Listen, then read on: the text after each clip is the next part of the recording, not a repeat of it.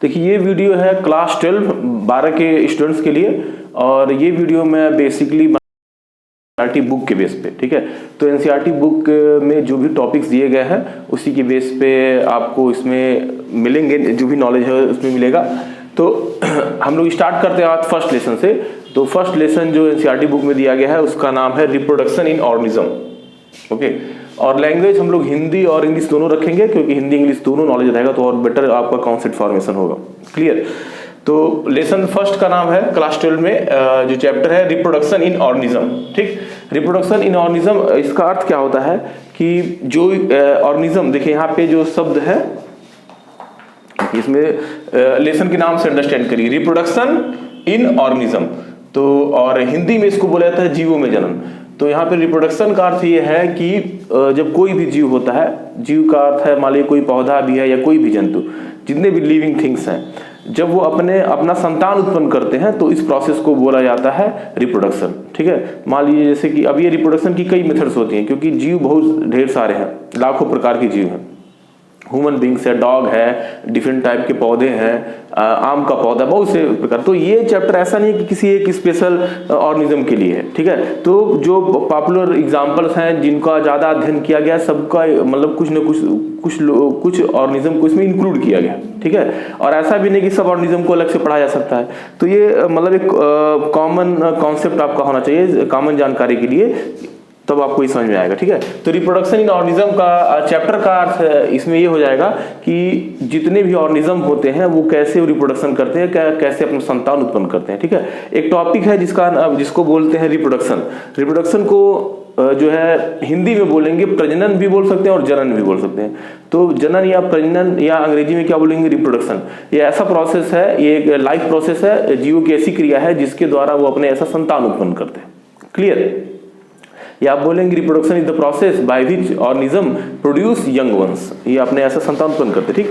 और ऑर्गेनिज्म का अर्थ आप जानते ही हैं, ये पौधा भी हो सकता है, कोई जंतु भी हो सकता है। जितने लिविंग थिंग्स हैं, जितने भी पौधे हैं, जंतु हैं, उन सबको एक साथ मिला के जीव कहते हैं। जीव को अंग्रेजी में क्या बोलते हैं, ऑर्गेनिज्म, क्लियर है। अब देखिए, तो अब यहाँ एनसीईआरटी बुक में आप ध्यान दीजिएगा कि इसमें डायरेक्टली जो है 2 टॉपिक्स दिया गया है बुक में, ठीक है। 2 टॉपिक्स दिया गया है एक्चुअली। देखिए ये क्लास 12 की एनसीईआरटी बुक है, मैं आपको दिखाता हूँ। देखिए ये क्लास 12 की एनसीईआरटी बुक है और इसमें आप देखेंगे कि देखिए 2 ही टॉपिक दिया गया है, असेक्सुअल रिप्रोडक्शन और सेक्सुअल रिप्रोडक्शन, क्लियर है। तो इस बुक के बेस पे ही मैं आपको अंडरस्टैंड कराता हूँ। तो पहला रिप्रोडक्शन, आपको ये अंडरस्टैंड हो गया कि कोई भी जीव होगा, चाहे वो कोई पौधा हो या कोई जंतु हो, जो जब वो अपने ऐसा संतान उत्पन्न करेगा तो इस प्रोसेस को क्या बोला जाएगा, रिप्रोडक्शन, क्लियर है। अच्छा, संतान ये रिप्रोडक्शन क्यों जीव करता है, क्योंकि वो अपनी जितनी भी उनकी संख्या है वो पृथ्वी में बनाए रखना चाहता है। और जब किसी भी जीव का जब जीवन काल समाप्त हो जाता है तो उसकी डेथ हो जाती है। तो डेथ से पहले ही वो अपने ऐसा संतान उत्पन्न कर लेते हैं और उनकी संख्या की जो कॉन्टिन्यूटी होती है उसकी जाति की पृथ्वी पर बची रहती है। यदि मान लीजिए पृथ्वी पर, मान लीजिए एग्जाम्पल के लिए मैं आपको बता रहा हूँ, मान लीजिए पृथ्वी पर 100 ह्यूमन बींग्स हैं पूरे पृथ्वी पर, ठीक। तो मान लीजिए कोई 2 साल का है, कोई 10 साल का है, और एवरेज आप मानते हैं यदि मान लीजिए 100 साल उनका पूरा लाइफ स्पैन है, यानी 100 साल के बाद वो जीवित नहीं रहेंगे, कोई बीमारी या एज होने पर उनकी डेथ हो जाएगी। तो 100 यदि हैं तो एक ऐसा समय आएगा कुछ दिनों बाद, जो 2 साल का है वो 98 साल बाद डेथ हो जाएगा, जो 10 साल का है वो 90 साल उसकी डेथ हो जाएगी, यदि आप 100 ईयर मानते हैं तो ऐसा एक समय आएगा हर ह्यूमन बींग्स के लाइफ में कि जब उसका जीवन काल पूरा हो जाएगा उसकी डेथ हो जाएगी।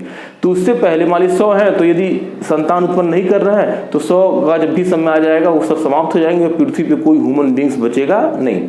उससे पहले ही तो अपने जीवन काल में ही क्या करता है, वो अपने ऐसा संतान उत्पन्न कर लेते हैं। और तो इस तरीके से मान लीजिए डेथ भी होता रहता है और संतान भी उत्पन्न होते रहते हैं। तो एक जीव की जो प्रजाति है वो पृथ्वी पर बनी रहती है। ये हर जीव के लिए, चाहे कोई पौधा हो या कोई जंतु है।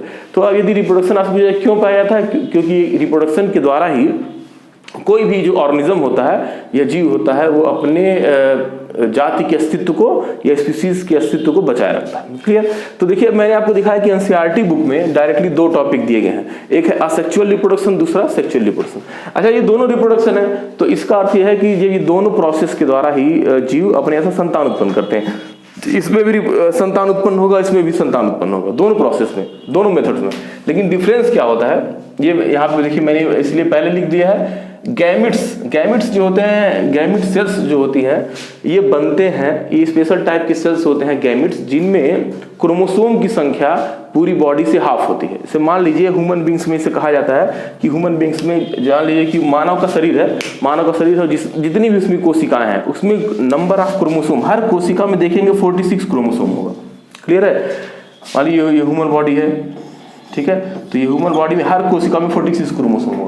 लेकिन जब ये गैमिट बनाएगा तो गैमिट की जो सेल्स होगी, गैमिट्स क्या है, सेल्स एक टाइप की सेल्स हैं, तो हर गैमिट्स में इसका आधा हो जाएगा, यानी कि कितना 23। ठीक है, तो गैमिट्स में हमेशा याद रखिए कि जो मेन बॉडी से उसमें हाफ क्रोमोसोम होगा, और गैमिट में जितना होगा उसकी मेन बॉडी में कितना होगा, उसका डबल होगा, 46 होगा। क्लियर है? जैसे मान लीजिए कोई जीव है, दे दिया गया कि इसमें 500 क्रोमोसोम है, तो गैमिट्स में कितना होगा, तो इसका आधा कितना हो जाएगा, 250। क्लियर? यदि गैमिट्स का दे दिया, अब पूछो इसकी मेन बॉडी में कितना होगा, तो इसका डबल कर लेंगे, 500। क्लियर है? अच्छा, गैमिट्स को हैप्लॉइड भी बोलते हैं। इसको क्या बोलते हैं, हैप्लॉइड। हैप्लॉइड का अर्थ होता है कि हाफ नंबर ऑफ क्रोमोसोम, और जो पूरे बॉडी में जो डबल क्रोमोसोम है उसको बोला जाता है डिप्लॉयड। ठीक है, तो हैप्लॉइड का मीन्स हाफ और डिप्लॉयड का मीन्स क्या हो जाएगा, डबल। क्लियर? तो देखिए, सेक्सुअल रिप्रोडक्शन जब कोई ऑर्गेनिज्म करेगा तो कुछ स्टेप फॉलो होते हैं। वो स्टेप कौन कौन से हैं? पहला, गैमिट सेल्स बनेंगी। गैमिट सेल्स बनेंगी, मेल में भी बनेगा, फीमेल में। जो मेल में गैमिट बनेगा उसको बोलेंगे मेल गैमिट, जो फीमेल में गैमिट बनेगा उसको बोलेंगे फीमेल गैमिट। यानी कि सेक्सुअल रिप्रोडक्शन में मेल और फीमेल गैमिट बनते हैं। Second, fertilization. मान लीजिए ये मेल गैमिट बनेंगे, ये फीमेल गैमिट बनेंगे, ये दोनों सेल्स हैं। अब ये दोनों मेल और फीमेल गैमिट की सेल्स मिलेंगी और एक सेल बनेगी, इस सेल को बोलेंगे जाइगोट। इसको क्या बोलेंगे, जाइगोट बोलेंगे। आइए, ये मान लीजिए मेल गैमिट है, मेल गैमिट, और ये वाला क्या है, फीमेल गैमिट। क्लियर? मेल और फीमेल गैमिट ये दोनों सेल्स मिल रही हैं, इसी दोनों सेल्स को मिलने की प्रोसेस को बोलते हैं फर्टिलाइजेशन। तो यहाँ पे देखिए फर्टिलाइजेशन होता है। पहली रिक्वायरमेंट क्या है, मेल गैमिट बनने चाहिए, फीमेल गैमिट बननी चाहिए।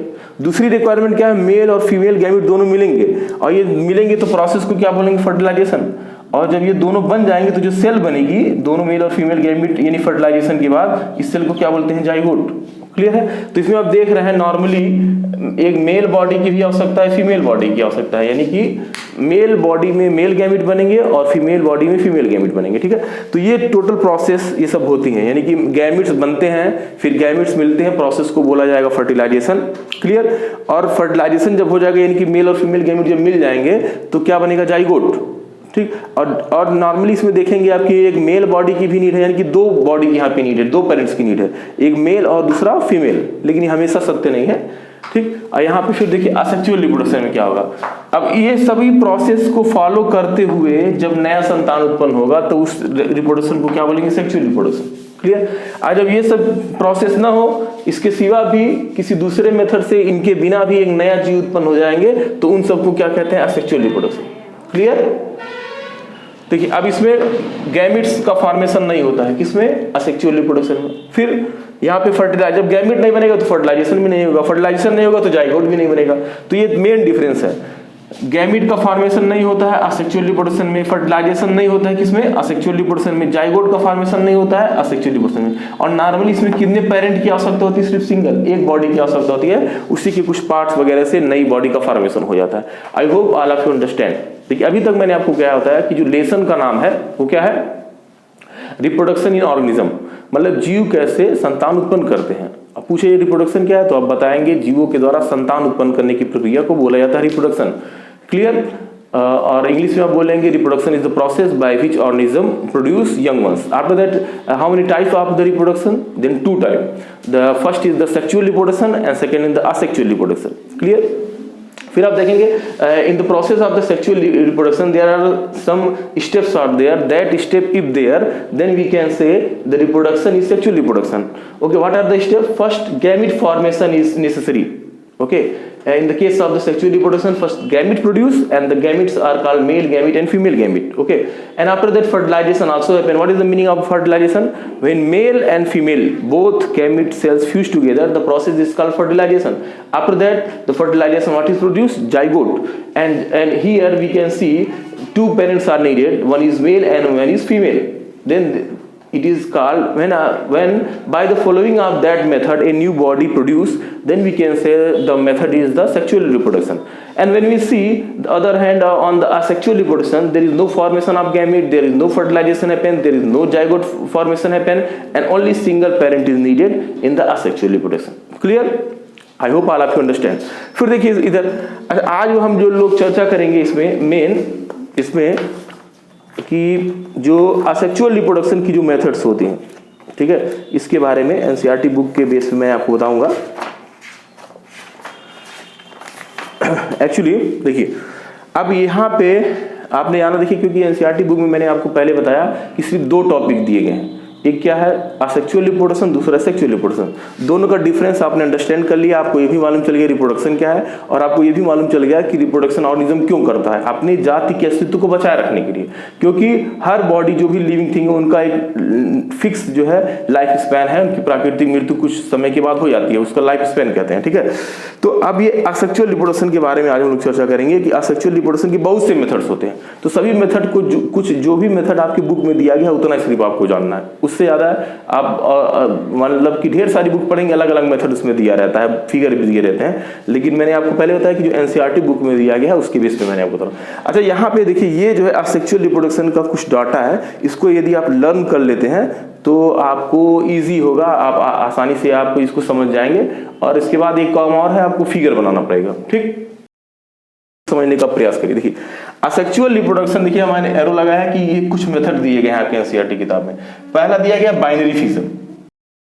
असेक्सुअल रिप्रोडक्शन ये सभी है, तो इसका मतलब इसमें ना गैमीट बनेगा, ना फर्टिलाइजेशन होगा, ना जाइगोट प्रोड्यूस होगा, और नॉर्मली सिंगल पेयर डेवलप हो जाएंगे, इनकी बॉडी डेवलप हो जाएगी। क्लियर? फिर देखिए पहला मेथड क्या लिखा है यहाँ पे, देखिए बाइनरी फिजन। तो यहाँ आपको याद क्या करना है, नॉर्मली किसमें पाया जाता है, अमीबा में। क्लियर? सेकंड दिया गया है मेथड क्या है, मल्टीप्ली फिजन। ये किसमें पाया जाता है, प्लाज्मोडियम में। तो पहला काम है आपका कि मेथड का नाम याद करना और किसमें पाया जाता है। क्लियर? फिर देखिए बडिंग, बडिंग एक मेथड है असेक्सुअल रिप्रोडक्शन का, ये किसमें पाया जाता है, यीस्ट में और हाइड्रा में। फिर जू स्पोर्स द्वारा, जू स्पोर्स के द्वारा न्यू बॉडी बन जाती है, वो किसमें बनता है, एल्गी में और फंजाइज में। तो यहाँ पे जो एल्गी होते हैं एक आपकी, लेकिन एनसीईआरटी बुक में डायरेक्ट दिया गया है, ठीक। तो क्लेमाइडोमोनास एक टाइप का एल्गी है, एल्गी ढेर सारे हैं, वॉलवॉक्स है, कारा है, बहुत सारे हैं। तो यहाँ पे दिया गया है क्लेमाइडोमोनास। तो आपको अंडरस्टैंड क्या करना है कि क्लेमाइडोमोनास एक टाइप का एल्गी है और जूस्पोर उसमें बनता है, ठीक है। और नॉर्मली जूस्पोर अन्य भी जीव में बनते हैं, कुछ एग्जांपल जैसे एल्गी और फंजाई एक ग्रुप का नाम है, एक सिंगल ऑर्गेनिज्म, और ऐसे ही इसे क्लेमाइडोमोनास एक टाइप का क्या है, एल्गी है, ठीक। फिर देखिए कोनिडिया भी बनती है, कोनिडिया के द्वारा नई बॉडी प्रोड्यूस हो जाती है। पेंसिलियम एक टाइप का फंजाई है, कवक है। क्लियर है? कोनिडिया के द्वारा किसमें, पेंसिलियम में। फिर जेम्यूल्स, जेम्यूल्स के द्वारा नई बॉडी बनती है, किसमें, फिर क्लियर है। तो ये सब अभी आपको क्या करना है, ये लर्न करना है नेम, ठीक। फिर देखिए वेजिटेटिव प्रोपेग्यूल्स का अर्थ है कि वेजिटेटिव रिप्रोडक्शन, जब एक्चुअली किसी भी प्लांट बॉडी में रूट के द्वारा या लीफ के द्वारा या किसी अदर पार्ट से, फ्लावर को छोड़कर या सेक्सुअल रिप्रोडक्शन को छोड़कर किसी भी पार्ट से जब नई बॉडी बनती है तो उसको बोला जाता है रिप्रोडक्टिव वेजिटेटिव रिप्रोडक्शन। इसको क्या बोलेंगे, वेजिटेटिव रिप्रोडक्शन। लेकिन वेजिटेटिव स्पेशल स्ट्रक्चर्स होंगी, कुछ संरचना, वो नई बॉडी बनेगी, ठीक है। तो यहाँ भी देखिए आपको लर्न करना है। पोटैटो, आलू होता है पोटैटो, उसका जो सर्कुलर पार्ट होता है जो हम मार्केट से खरीद कर लाते हैं उसको बोला जाता है ट्यूबर। उसको क्या बोलेंगे, ट्यूबर बनती है, ठीक है। फिर यहाँ पे आपको नाम याद करना है, पोटैटो ट्यूबर, उसमें आइस बनती है, आइस के द्वारा नया प्लांट बॉडी बनता है। फिर है जिंगर मींस अदरक, अदरक का जो पार्ट होता है उसको क्या बोलते हैं, राइजोम। फिर एगेव, एगेव में क्या होता है, यहाँ पे बुलबुल पाई जाती है जिसके द्वारा न्यू बॉडी। ब्रायोफिलम में जो लीफ के द्वारा होता है, इसमें लीफ के किनारे किनारे छोटी छोटी बर्ड्स होती हैं, जड़ें निकलती हैं जिसके द्वारा नई बॉडी बनती है।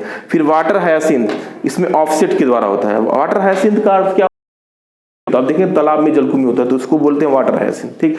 तो ये आपको, जब ये आप याद कर लेंगे तब आपको फिगर वगैरह सब चीजें और चीज क्लियर हो जाएंगी, ठीक है। तो देखिए अब इसको मैं आपको बताता हूँ एक एक,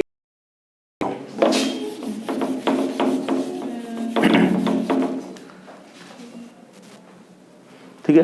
देखिए यहाँ पे देखिए आप कि पहला जो मेथड है, देखिए बाइनरी फिजन अमीबा में। आप बुक में देखिएगा एनसीईआरटी बुक में ऐसे एक अमीबा करना है, बाइनरी फिजन आपको याद कर लेना कि अमीबा में पाया जाता है। ठीक, अब देखिए मान लीजिए अमीबा की आप ऐसे सेल बनाएंगे, ऐसे अमीबा की सेल बना ली, एक न्यूक्लियस बना लिया, इस तरीके से बीच में ऐसे पतला होने लगेगा और ये न्यूक्लियस भी डिवाइड होने लगेगा, एक सिंगल न्यूक्लियस है। फिर अगला एक स्टेप और बढ़ाइए इस बीच में, और ये न्यूक्लियस दो पार्ट में से डिवाइड हो जाएगा। फिर अगला एक स्टेप और बढ़ाइए, एक सेल बन गई टूटकर अलग, एक सेल और न्यूक्लियस हो।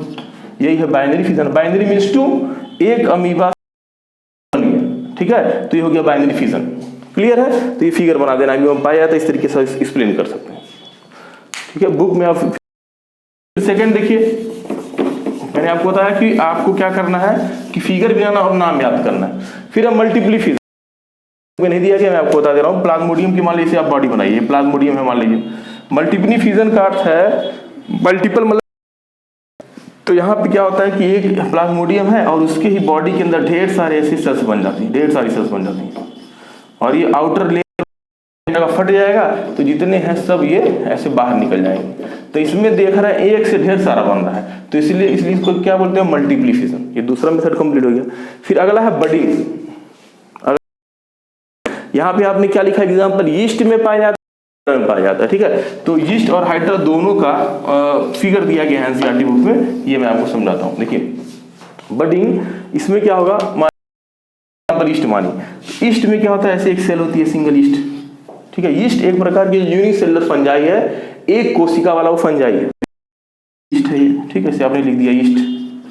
ठीक, अगला स्टेप बनाइए। ईस्ट में ऐसे क्या होगा, ऐसे छोटा सा उनकी बॉडी के सरफेस पे से कहीं इसे उभार ऐसे बड़ बनेगा और इसका न्यूक्लियस भी इधर आने रहेगा। फिर क्या होगा, ये उभार और थोड़ा सा बड़ा हो जाएगा, ऐसे थोड़ा बड़ा हो जाएगा और न्यूक्लियस इसका डिवाइड होने वाला रहेगा। फिर अगले स्टेप में क्या करेंगे, और ऐसे बड़ा हो जाएगा, एक न्यूक्लियस इधर, ये न्यूक्लियस डिवाइड होकर एक न्यूक्लियस इधर, एक न्यूक्लियस इधर। फिर क्या करेंगे, एक ईस्ट ये है पहले वाला, एक और ये वाला इससे अलग हो गया। तो ये आप इसमें देख रहे हैं, इसको बडिंग क्यों बोला जाता है, क्योंकि ये जो छोटा सा उभार बनता है, ये सब उभार जो बनता है, इसी को बोला जाता है बड, BUD। ठीक है, तो इसीलिए इस मेथड का क्या नाम है, बडिंग। एक ईस्ट है, उसके सरफेस पे क्या हुआ, छोटा सा उभार उत्पन्न बढ़ा, उसमें न्यूक्लियस का एक पार्ट चला है, फिर वो धीरे धीरे बढ़ गया और बढ़कर क्या उससे अलग हो गए। क्लियर है? तो यहाँ पे आप देख रहे हैं, इसीलिए बडिंग क्यों बड बनता है। जैसे मान लीजिए ह्यूमन बींग्स में, मान लीजिए कि ऐसे हम लोग की बॉडी में बडिंग नहीं पाया था, मान लीजिए इसकी ये बॉडी है, यहाँ पे एक छोटा सा उभार उत्पन्न हो जाए, ठीक है, और उभार ऐसे छोटा सा हो गया, वो छोटा सा मेरे से ह्यूमन, ठीक है, तो ये फिर अलग हो जाए। लेकिन ऐसा ह्यूमन बींग्स में होता नहीं है, तो बहुत से जीवों में होता है। मतलब क्या कि छोटा सा उभार उत्पन्न होगा, उभार से वैसे मेन बॉडी से वो सेपरेट हो जाएगा। क्लियर है? तो ये बडिंग हो गया। तो बडिंग का ईस्ट में। फिर अगला क्या है, हाइड्रा में। देखिए बडिंग कैसे होता है, हाइड्रा जो है मल्टी सेलुलर है। ठीक है, अब हाइड्रा की बॉडी इस तरीके से होती है, इस तरीके से मान ली है, इसमें टेंटेकल की तरफ। ठीक है, ये हाइड्रा। ठीक है, अगला स्टेप बढ़ाइए, तो यही सेम ऐसे बॉडी रहेगी, ऐसे टेंटेकल से इसमें निकले रहेंगे ऐसे, और यहाँ पे यही है बड। इसमें भी देखिए, उसमें भी उभार था, इसमें भी। फिर अगला स्टेप और बढ़ाइए, ये जो मेन हाइड्रा की बॉडी ये है, इसमें टेंटेकल्स निकले हुए हैं, और ये बड़ और थोड़ा सा बड़ा हो जाएगा, ऐसे बड़ा हो जाएगा, और ये छोटा सा हाइड्रा जैसा डेवलप हो जाएगा। क्लियर है? फिर अगले स्टेप में ये इससे अलग हो जाएगा, एक तो पहले वाला हाइड्रा है ही, और जो डेवलप हुआ वो भी छोटा सा ऐसे अलग हो गया, इससे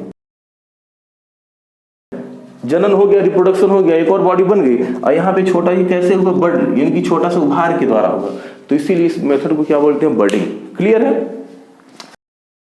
पहले ही बताया था, इतना नाम आप यदि याद कर लेते हैं और फिगर को अंडरस्टैंड करके एक बार प्रैक्टिस कर लेते हैं, तो ये आसानी से आप इसमें लिख लेंगे। बडिंग हो गया। और फिर अगला देखिए,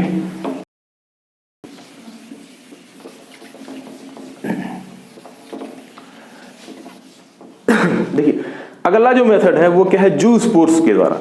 जू स्पोर्स बनते हैं और वही स्पोर नहीं, इसको समझिए, क्योंकि एनसीईआरटी बुक में दिया गया है क्लेमाइडोमोनास में। अब जू स्पोर नहीं बनते, कुछ फंजाइज में भी बनते हैं। ठीक है, अब देखिए यहाँ पे क्लेमाइडोमोनास यूनिसेलुलर एल्गी है, एक कोशिका वाला एल्गी है। ठीक है, इसमें ऐसे देखिए, इस तरह से दो फ्लैजेला ऐसे निकले रहते हैं, उसमें लिखेंगे क्लेमाइडोमोनास, क्लेमाइडोमोनास मान लीजिए आपने लिख लिया। ठीक है, तो यहां पे क्या होगा, क्लेमाइडोमोनास में देखिए क्लेमाइडोमोनास, ये इधर लिख लेंगे आप इसका नाम। यहाँ पे मान लीजिए कि ये उसकी बॉडी है एक सेल वाली। फिर क्या होगा, और फिर कुछ धीरे धीरे इसके क्लेमाइडोमोनास के अंदर ही क्या होगा कि ढेर सारे से छोटे छोटे क्लेमाइडोमोनास की सेल बन जाएंगे, ढेर सारा बन जाएगा ऐसे छोटा छोटा ऐसे बन, ठीक है। ये उसकी पेरियड उसके अंदर बन गया। फिर क्या होगा, ये आउटर वाला जो लेयर है इसका, ये कहीं से रैप्चर होकर फट जाएगा लिस्ट में, और जितने हैं वो सब बाहर निकल जाएंगे, छोटे छोटे क्लेमाइडोमोनास ढेर सारे, ठीक है। यही है जूस्पोर्स, ये क्या होते हैं जूस्पोर। यही बड़े हो छोटे इसके अंदर, यही है जूस्पोर्स, और यही बड़े होकर फिर नए क्लेमाइडोमोनास जैसे डेवलप हो जाएंगे और अपना जीवन स्वतंत्र रूप से व्यतीत करने लगेंगे। अच्छा, जूस्पोर्स इसको क्यों बोला जाता है? देखिए, जो स्पोर्स होता है वो असेक्सुअल रिप्रोडक्शन के लिए, मतलब स्पोर्स ऐसी संरचना है जिसके द्वारा नई बॉडी डेवलप हो जाती है, बहुत उसमें बनते हैं स्पोर्स बनते हैं, लेकिन इसको जू स्पोर्स बोलते हैं क्योंकि वो गति करता है, मतलब लोकोमोशन उसमें पाया जाता है, वो एक स्थान से दूसरे स्थान तक गति कर सकता है। अब होते इसमें देखिए हेयर लाइक जो स्ट्रक्चर निकला है, तो वो क्या करता है, उसी के द्वारा वो अपना पानी में इधर उधर तैरते रहते हैं, वो उसे मूवमेंट करता है, इसीलिए इसका नाम है जू स्पोर्स, मतलब गति करने वाला स्पोर्स, ठीक है। मोटाइल होता है, मोटाइल में सीधे उधर गति करता है, ठीक है, क्लियर। तो ये भी आप समझ गए जू स्पोर्स के द्वारा। अगला है कोनिडिया, ठीक है। कोनिडिया किसमें बनता है? पेंसिलियम में बनता है। तो इसमें भी आपको बहुत ज्यादा जानने की आवश्यकता नहीं है, सिर्फ ये नाम याद कर लेना और फिगर बनाना। तो इसमें देखेंगे की बॉडी आपके एनसीईआरटी बुक में से दी गई है, इस तरीके से लंबा लंबा से दिया गया है, ऐसे ऐसे और यहाँ पे ऊपर की तरफ ऐसे सर्कुलर स्ट्रक्चर्स हैं, ऐसे सर्कुलर स्ट्रक्चर्स हैं, ठीक है। तो ये पेंसिलियम की मेन पूरी बॉडी है। ये सर्कुलर स्ट्रक्चर्स जो बन रहे हैं छोटे छोटे ऊपर की तरफ, इन्हीं को बोला जाता है कोनिडिया।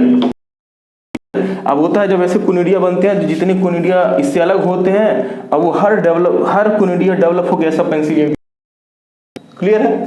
तो बनता है पेंसिलियम में, और ये क्या होता है, ये पूरे पेंसिलियम की बॉडी है, और ऊपर की तरफ सर्कुलर स्ट्रक्चर जिसको बोला जाता है कोनिडिया हो जाएगा, और ग्रो होके डेवलप होके नया पेंसिलियम बना लेगा, क्लियर। नेक्स्ट है आपका जेम्यूल्स। जेम्यूल्स आप देखेंगे एनसीईआरटी बुक में ऐसे सर्कुलर करके बनाया गया, ऐसे स्ट्रक्चर से बनाया गया, ऐसे बनाया गया, और बीच में सर्कुलर ऐसे स्ट्रक्चर्स बनाया गया, और बेटर उसमें और क्लियर इसको नहीं किया गया। तो आप इसमें लिखेंगे कि जेम्यूल्स किसमें पाया जाता है? स्पंजेस में पाया जाता है, ठीक। अब इसमें ये जो जेम्यूल्स बनते हैं वही ग्रो होकर नया स्पंज बना, बस इतना ही आपको जानना है इसमें, ठीक है। वेजिटेटिव प्रोपेग्यूल्स, ठीक है।